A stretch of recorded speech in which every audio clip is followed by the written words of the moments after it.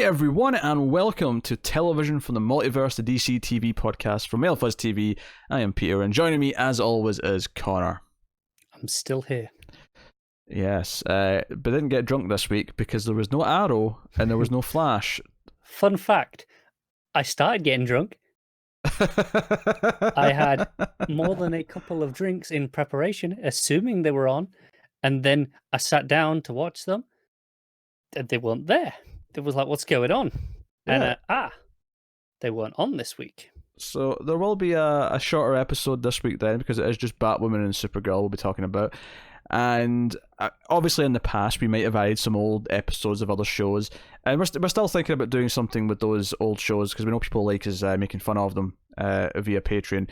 Not ironed out concrete details yet. Anything that's probably going to start will probably be in January. It won't be before the end of the year, because our December is looking very, very busy. So so nothing before then. But if that is something people are interested in, especially if you're already a patron, or if you're just fans of the show and want us to hear us talk about Gotham or Smallville or even Titans, yes. And you're interested in getting some bonus content on those, do let us know. Let us know that's something you're interested in. But we do have a couple of bit of news items before we get to the shows. And first one is about Batwoman. We have a casting bit of news here. Royals actor Christina Wolfe has been added to the cast of Batwoman for Julia Pennyworth. So that's pretty interesting, because Julia Pennyworth is a prominent character who's, at least recent years in Batwoman's sort of comics and presence, has been she's been kind of what Luke is right now, to be honest. She's been her Alfred. She's the man in the chair. Yeah. So interesting to see how this is going to play with her. She's been introduced in episode 7, which is the next one. So this is one of the things where they've already shot with her. They're just announcing it now because no one figured it out. No one knew. Yeah. So why not make the most of it? Yeah. So they're announcing it now. So Julia Pennyworth is described as a crafty and quick-witted British Secret Service agent who shares a complicated past with Kate Kane, which impedes her mission as the two set sights on the same target. It sounds like they're setting up for her to maybe be a recurring role as opposed to a regular. But it makes sense until season 2. Until season 2, very possibly. So it tends to be how these shows go. I don't know if she actually normally looks like this, but the image that Newsarama have is the top of the article here. She looks a lot like Amy Amy Acker. I don't know. I'm not familiar with the actress at all. Yeah. Who, of course, was on Angel, which is the spin-off to the hit television show Buffy the Vampire Slayer. I'm sorry, folks. I tried to speed it along. And then the other news is that they confirmed this week of a renewal for Titans. Titans Season 3 is coming in the fall of 2020. The official Twitter for Titans revealed the news. Shockingly worth noting to DC Universe. That was in the press release that came later. Okay, that doesn't have the press release. This is just the tweeting, like, hey, it's happening. No, it's for DC Universe, not HBO Max. Okay, interesting. Although it just says how much they value Doom Patrol, that's the one that goes on both. Yeah, don't get me wrong, this might end up on both, who knows? But I think more notable is, okay, they plan to keep DC Universe going for at least another year. Yes, which is honestly notable, because we keep thinking, oh, maybe it's wavering. Maybe. Yeah, but that's a reasonable show of faith in it, I think, in the short term at least. Yes, I know very little about Season 2 of Titans. I have seen one relative spoiler at one point on Twitter, but that was about it. Yeah, I've seen that. It made me laugh. I'm looking forward to drunk watching that. So you want the bonus Patreon content then? With all I'm saying is I want to celebrate at that while drunk. Let's be honest. Whatever this Patreon idea is, it's basically the shows we know we don't like, and we're going to, shit watch them. We're going to shit watch them. Yeah, we are. Yeah, that's what it is. I'm going to get drunk, and it's going to be fun.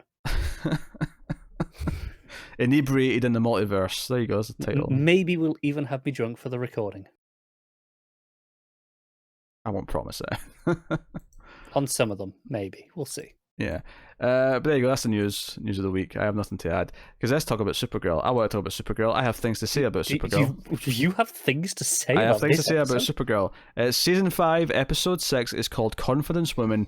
Confidence Woman. And it is I'm going to say it. This is the worst episode of the show. Oh, bold. It's the worst Bold episode claim. of the show. This is the worst. We have dipped to the lowest point we have ever dipped to in this show. There is a point. This is mainly a flashback episode that takes place chronological. There's a little bit of story at the start, setting up that Andrea has superpowers. She's got shadow powers to like disappear and reappear and do things. She tries to break into DEO to get her boyfriend Russell, who's the Rip Roar. Rip Roar. We got there. And you know she's going to him, and obviously Supergirl and the others are too crafty for her. She can't get to her. She takes off her mask, and I'm like, oh god, she's got a costume. Andrea's got a costume, right? Of course she does.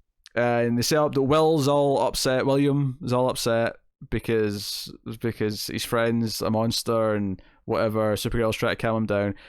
Andrea goes to Lena, and they know each other. And we knew that they knew each other before from their college days or whatever. But she's like, hey, I need you to help me get someone out of the DEO. And Lena tries to like, play dumb and doesn't know what that is. What's the DEO? And she's like, don't treat me like an idiot. And this basically catapults a series of flashbacks that goes all the way back to when they're teenagers, and it goes through chronological order of various events in their lives together, and then a couple separate ones sort of closer to present day, and that takes up the vast majority of the episode. And this stuff is absolute garbage in so many ways. First of all, let's talk about the Kara wig. Can we talk about... That's what you want to start with. I want to start with the Kara wig. Why did they think this was acceptable? Because it is the most obvious, silly-looking wig I have seen on mainstream TV. The answer is she's got bangs now, so you can't hide them as easily. And they said, screw it, we don't care. This is a shit episode. Writers were shit. We're not putting any effort into this costuming. I would have avoided these scenes. I mean, I know they wanted to do the whole, this is the birth of their friendship, which, by the way, this is something we could have used when they actually started being friends, because I never really bought the friendship in the first place, so that might have been a good place for it. Just a heads up, writers, that would have been good. But we've got it here, and I'm sorry, but this wig took me out of every single scene that Kara was in these flashbacks, and it just looked silly, it looked ludicrous, and I'm like, we had her with this haircut that it's supposed to be for 4 seasons, and it looked perfectly fine because it was a real haircut, and all of a sudden we have to dance around the bangs. Just another reason why these bangs are a downgrade. Whoa now. What? The bangs look good. Don't give me this shit. Nah, do you know what? There's the odd exception of a person who looks better with bangs. 9 people out of 10 look worse with bangs. I'm going to say it. Well, then she's 1 out of the 10, isn't she? No, she's not. No, she's not. She looks better without the bangs. Zoe Deschanel, better with bangs. I agree with that one as well. Almost everyone else, better without bangs. I mean, as a rule, you're not wrong. Just And in this do you know what? specific example, I've held my you tongue are. because I didn't want to be the asshole on a podcast who's shaming a haircut, because I don't really care that much. But if we're here now, if we're actually having to dance around the bangs with a stupid wig, it's affecting the show, and I'm bringing it up. Don't blame the bangs for the wig. It's the bangs' fault. No. It is the wig maker's fault. I'm going to go out on a limb here and say that wig makers are not called wig makers. I'm going to assume there's a term for them. There probably is, but I don't know it. A wig crafty or something. I don't know. Wig crafty. a wiggist. I don't know. I like wig crafting. I've got the idea of they make wigs by day and go fight evil monsters at night.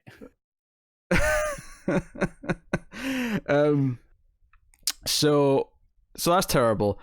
We have this retcon of a backstory for Lena that apparently her dying mother was obsessed with finding this pendant thingamajig, this amulet, which has got mythical powers. The tomb of Abracadabra or something. It wasn't that, but Alakazam. Like, it was all of a sudden she's like, oh no, my mother always wanted to find this. And we have this scene with teenagers. There's obviously different actors for this. They didn't try to pass off the actors as being teenagers. Thank God, right? It was bad enough, to be honest, when they went like one little chunk later and they're meant to be like in their early 20s. And I'm like, yeah, they still look like they're in their early 30s. Don't stop it. But, yeah. And there's an entire conversation where they bond because their favourite movie is Titanic. I'm trying to figure out what year this is supposed to be. It said 15 years ago, so it's 2019 right now. Okay, so okay, 2004. This is 2004. right, okay. I was wondering, was Titanic really recent when this was supposed to have happened?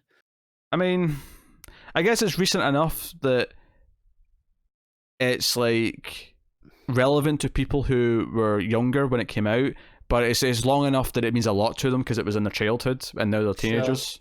So I guess timing wise, I guess it makes sense. But anyway, it's just so weird about this is that this kind of like, because I'm around the same age of all these characters, it's weird to me now that 15 years ago they're actually the age that I was 15 years ago. It's a weird thing I've lined up. I've lined up with the characters in the shows now when they do their flashbacks. It's weird. Yeah, I'm not there yet. Screw you. You're very close. I got time yet. I'm like, yeah, there might be about. I mean, I think they're maybe like a year older than me, maybe 2 years older than me here, but I mean, it's close enough. Like, I was 15 in 2004.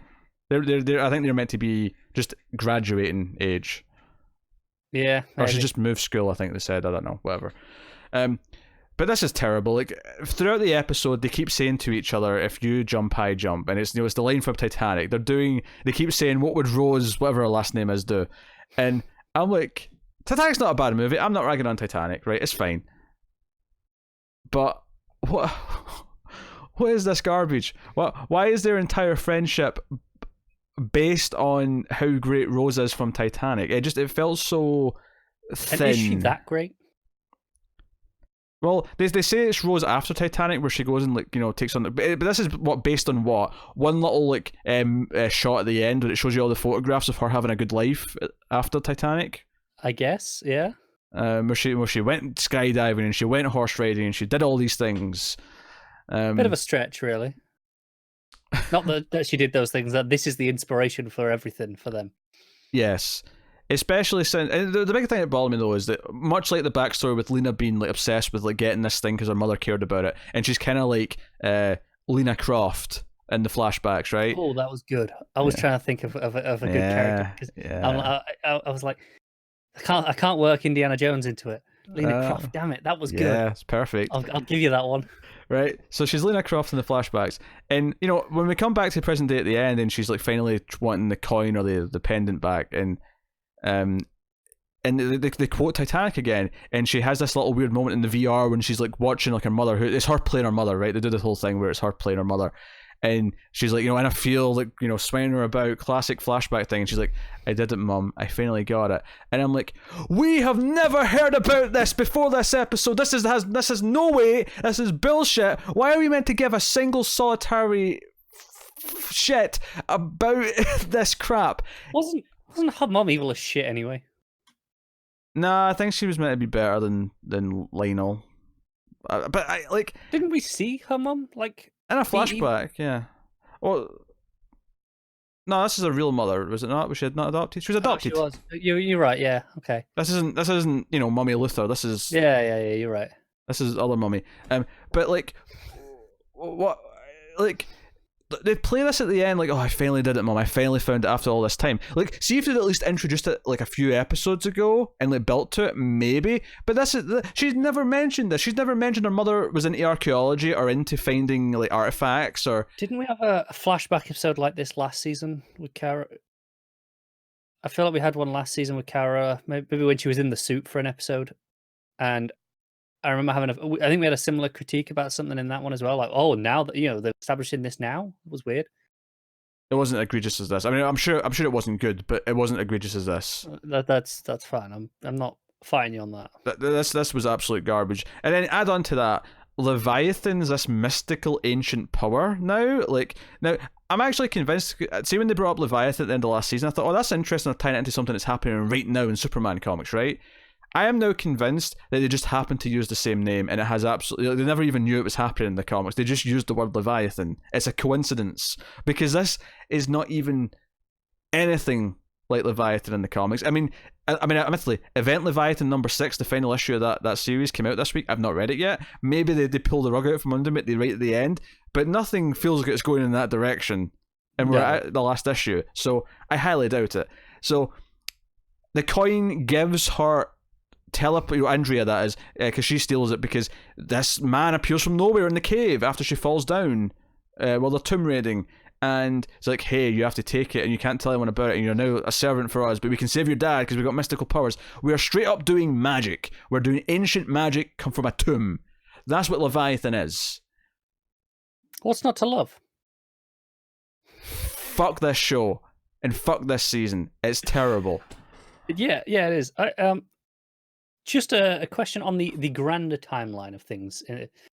So we know from past seasons, Superman was around for a while before Kara, right? Who arrived when she was 13.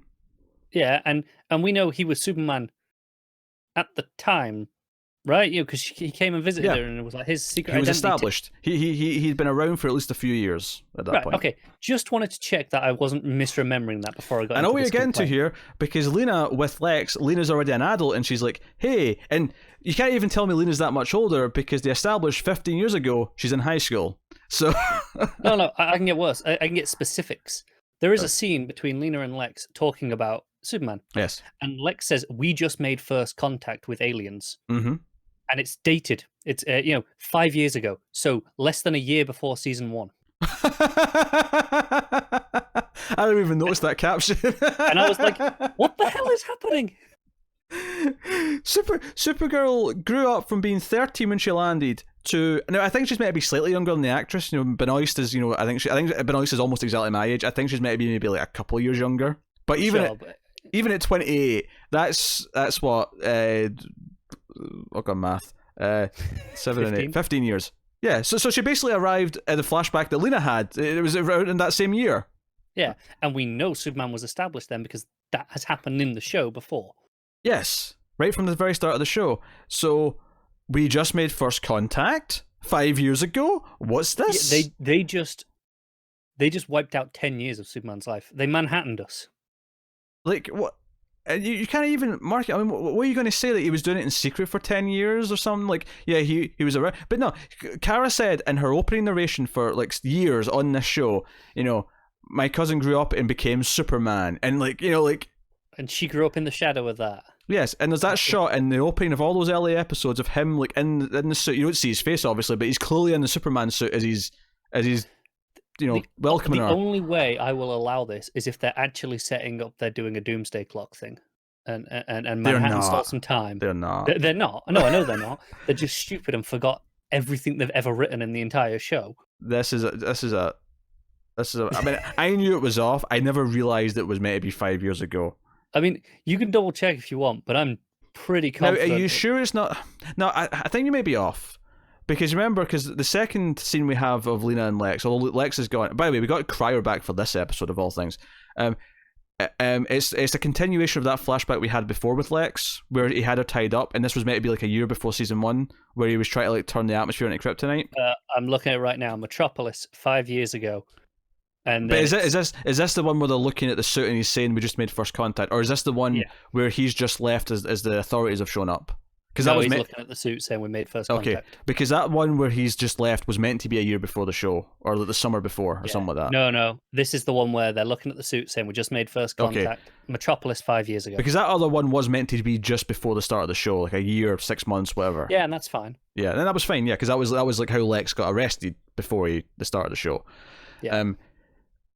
This is insane, especially since like there's a scene with Andrea and Lena in between here somewhere where she's like, "Hey, so what's your crazy brother up to?" And I was like, "Oh, he's trying to like use kryptonite to poison everyone." But that's what sets them on the path to go for the coin, because she thinks she can stop him with this magical coin if she gets to it first. Yeah, but like,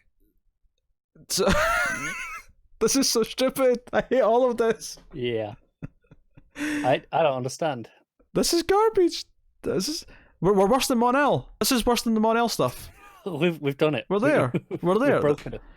I can't believe. I think this makes it official.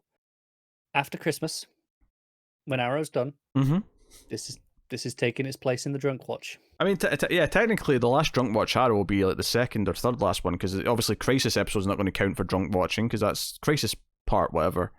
Yeah. I think there's the finales airing after that, because they're going to do like a final farewell. I think there's a couple after Crisis actually. Okay.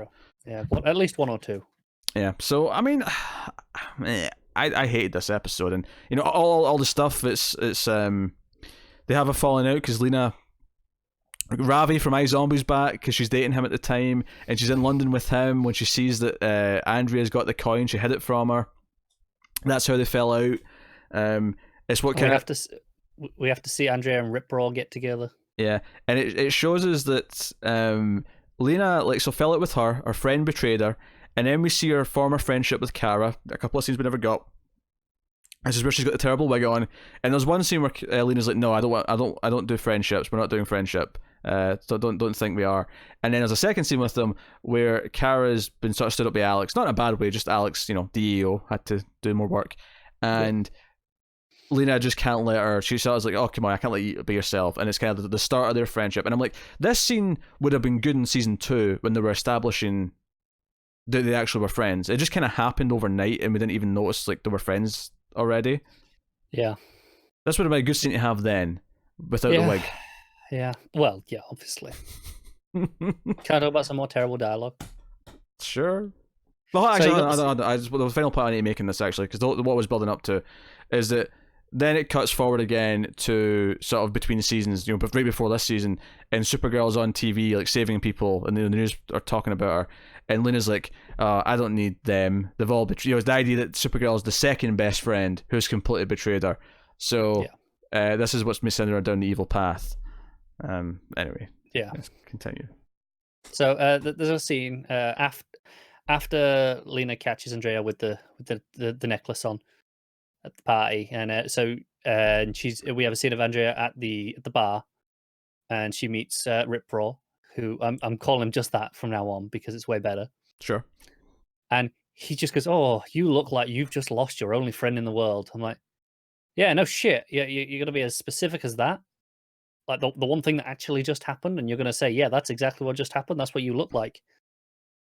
That really bugged the hell out of me. Yeah, that's completely fair. So when they get up to because we see they go after him, Leviathan, because he finds the coin, and because of that, they're going to kill him because again the old woman and their henchmen just appear out of nowhere as if magic, and she's like, "No, he can be useful." And she just kind of talks them into using him in some way, so they turn him into Rip Roar. And so she's back to present day. She convinces Lena to help her. Lena uses the powers she got from Mal to take over people. She takes over Brainy. She takes over other people in the DEO. She's managed to create a device that has the power, but it can, it's just a singular thing she can program into it at a time. Yeah. She distracts Supergirl by claiming that, Andrea, it doesn't say Andrea, obviously, but, the shadow person was here, shadows were moving around, blah, blah.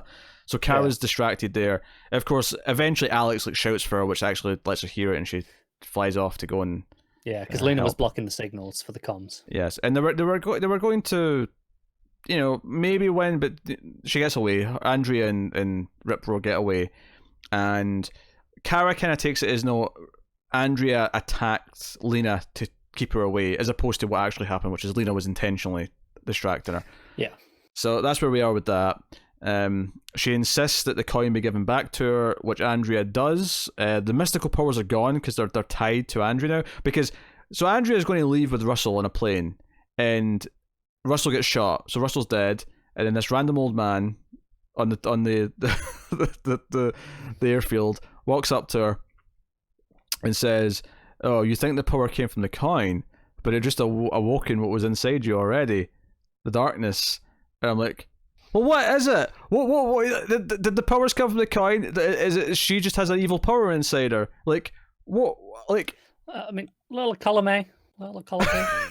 Make up your goddamn mind. This was laughable. I hated it. I was just in awe of how terrible this was. The episode ends with Lena saying, because she's translating from the coin, Tessmacher's helping her, and they see the word Leviathan. She's like, okay, access the memories of Tessmacher and tell me everything she knows about Leviathan. So she's looking at Leviathan. So the outcomes here is Lena goes full evil and is just going to be an evil villain now. I think my guess right now, not that I care because the show has made it impossible to give a shit, is that she'll probably be kind of evil for a while, but when she realizes just how dangerous Leviathan is, she'll go to Supergirl and everyone else with what she has and kind of like reluctantly team up. But probably too late, so that Kara won't trust her anymore. Oh, sure, yes. Of course. Man, remember we used to like this show? I know. I remember that feeling. It was a nice feeling. You know, every scene with William was terrible too. Wasn't a lot of them this week, but they're still bad.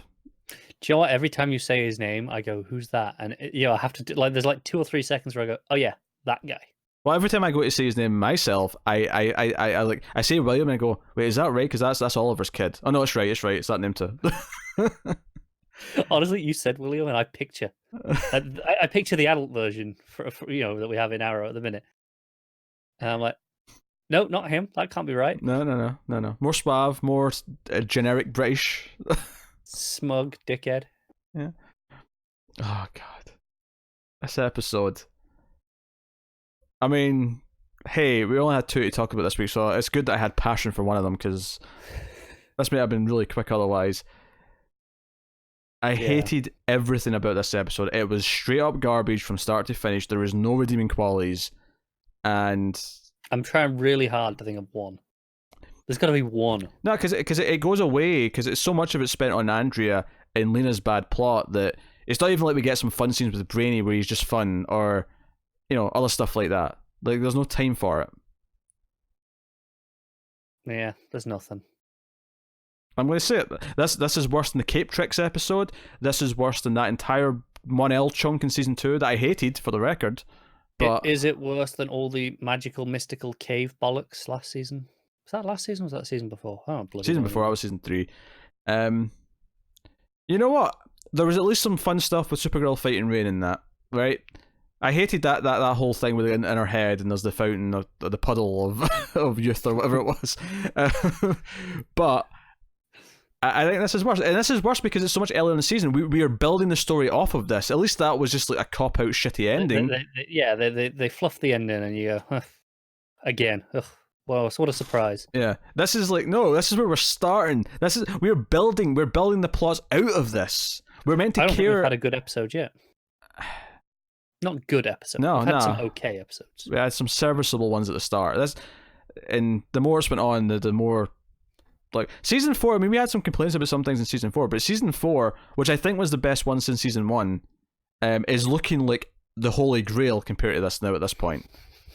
Yeah. I am longing for Manchester Black. I am longing for...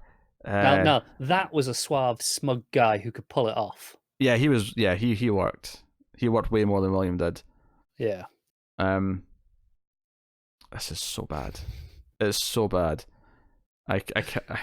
I'm in awe. Let's move on to Batwoman because I want to get away from this. Yeah. Batwoman season 1, episode 6. Yeah, we're on 6 now. Yeah. Yeah, we've only got one more, and then it's Crisis for Batwoman, so we'll have a. There's a break after the next ones. We'll have to double check and see if Flash or Arrow are going to be on a break in this because we might even have a break entirely for a week if all 4 of them are off at one point. I don't think.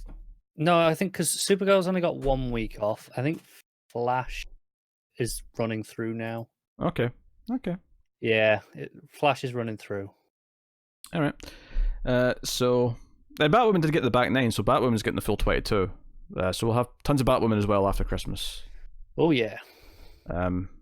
So episode 6 anyway is called "I'll Be Judge, I'll Be Jury," and the villain of this one's an executioner, and a sort of classic. It really reminded me of Resident Evil 5. Bizarrely, there's a big character in that early on that you'd have to fight. That's a big executioner. Classic mask, the sack over his head, kind of thing. Yeah. And it turns out that he was actually the executioner. He did that at Blackgate Prison for a long time, and he finds out that some corrupt officials basically made him kill innocent people, and he's not happy about it. Yeah. Does Blackgate still have the death penalty? Is that what they're saying? I don't know if it's. It may do actually. Yeah. It must have been relatively recent that they got rid of it. Well, I did actually. I really like the line where Luke says, they brought this third method back under Mayor Cobblepot. It's just a little throwaway line, but it made me laugh, made me chuckle. Yeah. Speaking of references, we got a biggie at the start. We've got a Joker in this world, and it's Jack Napier. Oh, that's right. Yeah, they call him by name. Which, I mean, yeah, It's fine. I don't like naming him, but I mean, at the same time, it's like whatever. it's not, if they're gonna go with a name in one, at least that's okay. It's an established referencing thing that they're doing. And they can always play it off later, like it's just his alias that they know about. I mean, Yeah, I could do. we could find out that he's used a bunch of different names. I love the Mr. J. Kerr, like sort of evidence bag at the end of Batman Begins. I love that little Easter egg. We're definitely getting Joker at some point on this show. That'll be what they do at the start of season 3 or 4 to boost the ratings back up. It'll be like we got Joker this season. That's when it'll happen. Yeah, it won't be straight away, but I guarantee it happens. It's the same with Batman. We're going to get a Batman, probably just like Supergirl did with Superman. It was the start of season 2. It was like, hey, this will boost the ratings. And it might not be that early, but yeah, it may not be that early again, but like I can see it happening. Yeah, me too. So, and it'll be a passing of a torch because he'll leave again, but he'll be like, I'm leaving this time knowing that the city's in good hands. That there's yeah, classic. Yeah, as he's away to do, I don't know. Go and raise Damien. Batman Inc. I don't know what he's doing, but Batman Inc. would be cool to establish. But yeah, so that's kind of what they're up against. They're figuring this out, and the second murder attempt is the firing squad on automated guns, and Sophie gets shot. So Kate takes her to Mary, but she does before she passes out. Sophie, she calls her Kate. So this is like Kate finding out she knows who she is. Yeah. And she's concerned about that, and she leaves her with Mary, who, is so this is also her finding out that Mary has a clinic that's like off the grid, as it were, and Mary finds out that Sophie knows who Batwoman is, but doesn't know it's Kate yet. Yes, she doesn't tell her. Yes, for now. I'm sure she'll find out in this season. I don't think it's going to be dragged out that long. Oh, I'm certain of that. Yeah. So they're on that because we're going to get to the point where Mary, Sophie, and obviously Luke already is, are all going to be Team Batwoman. We're going to get to that point. Yeah. Oh, without a doubt. That is definitely happening. So there's a lot of that. There's a lot of they use the signal for the first time, kind of yeah, GCPD turn it on, and the crows are all like, well, what the hell's going on? Why aren't we being informed? Yeah, Jacob's like, hey, we've got a phone number. You can call us. And, it is what it is. So a big part of the themes of this episode, though, is the idea that Jacob has to blame the Bat because, otherwise he has to admit that he's at fault for not saving Beth.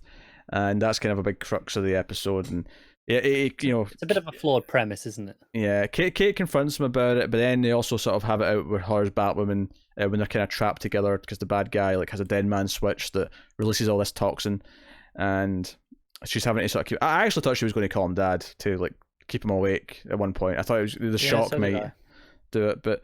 And he will find out, because that's actually the one weird difference from the comics, is that in the comics he does know, and he's kind of her man in the chair at first before Julia takes over. I don't hate this change though, because I can see that being a moment when he does learn and comes around. Don't get me wrong, I'm not looking forward to the drama straight after of the you didn't tell me and you were my enemy and all bullshit.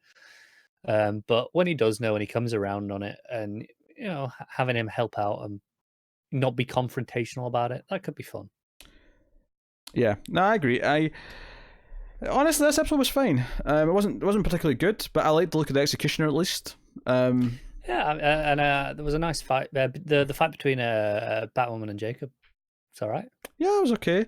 The Alice stuff I think is also fine. It's they're doing they make it like the face for Mouse, and it's actually copying this guy. It's a scientist who works actually for the stepmom Kate's stepmom. And they get this this weapon that can penetrate the batsuit from them. But it's interesting I really appreciate how they set up that he can mimic voices, so that then they can just put the actor in of whoever's face they're copying and not have to worry about the voice. And do you know what the thing is I think if they'd revealed this after they started the face thing, it'd felt cheap. But because they set up the voice thing first as a kid, it actually doesn't feel that cheap. It feels like okay. Yeah, like don't get me wrong, it's not even that much of a difference of when they've set it up. It was the same episode, right? It was still last episode, but by setting it up earlier in the episode, because it was, to be fair, and it being a thing, it's like, okay, I know why they've done this. It's just to to, okay, so they've got this excuse to make it easier for them, but it was a nice little character thing in that episode, and now it's fine. It's interesting that Tommy Elliott's been in the show, and they're doing this now with this mouse character. It makes me wonder if they'll intercept each other at some point, and that would be interesting. That would be a hell of a rivalry. That would be interesting, yeah. And basically, Mouse figures out that Kate's Batwoman by tricking Alice via the phone, because he uses he does the Terminator trick. He does Kate's voice. Yeah. And tricks her, but and he kills the guy that they copy. Because at first Alice doesn't want to, because Batwoman is making life difficult. We have to be safe or whatever. And he just shoots him after gets mad at her. But they kind of bond by the end. She gives him the little panda that they had together. And he gives up the gun. Yeah. So, yeah, it's neat for what it is. I think there was an interesting bit. I think it was Kate. It's like, they're like, why do you even need this to kill? I think it actually might have been while he was on the phone pretending to be Kate. He's like, why do you even need this gun? And she's like, oh, well, if I really wanted to kill you, I could do it when you're not in the suit. And I think that's a very fair point, because she quite easily could. I think that's been clearly established. So it makes me wonder, what is this gun actually for? Because I'm assuming it's not just to kill Kate, because unless she wants to make it as the symbol of killing the Bat, not killing Kate herself. But which I mean is a fair argument. But otherwise, because no one would know Batwoman had died if they just found Kate's body dead. Right. So it could be that. It could be maybe expecting Batman to be back, because it was one thing, or it could be.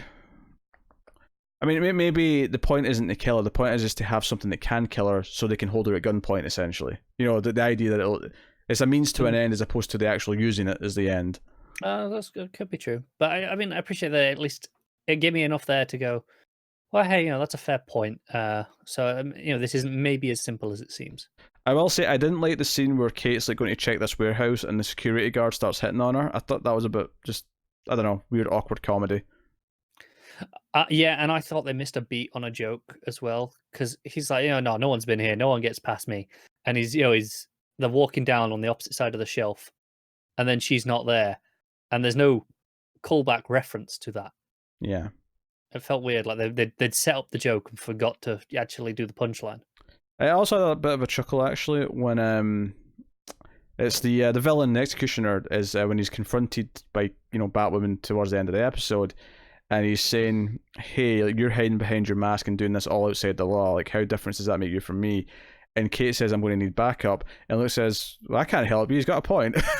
And that's not what she meant, but it made me chuckle. Yeah. So there's a couple of lines from Luke in this episode that give me a little chuckle. Which is nice. Yeah. One plot point we should detail is that because they proved that this cop and this lawyer and this judge were corrupt and doing some shady things, we find out Lucius was killed when Luke graduated college, and this basically means the killer of his father might get back out in the street, or has get back out in the street. So that sets up maybe a plot thread we're going to deal with later. Something personal for him. Yeah, which is fine. I mean, it's a shame we find out Lucius is dead, but yeah, it sucks. But I guess they were like, well, no one's got to live up to Morgan Freeman anyway, so we'll just do it this way. Yeah. So it was fine. I mean, honestly, I have no big hot takes to make on Batwoman. It's just kind of middle of the road right now, but there's a few things that are kind of fun or likable. It's at the point where it's early enough in a show's life where it's not making any terrible mistakes that I'm like, oh, this is really putting me off.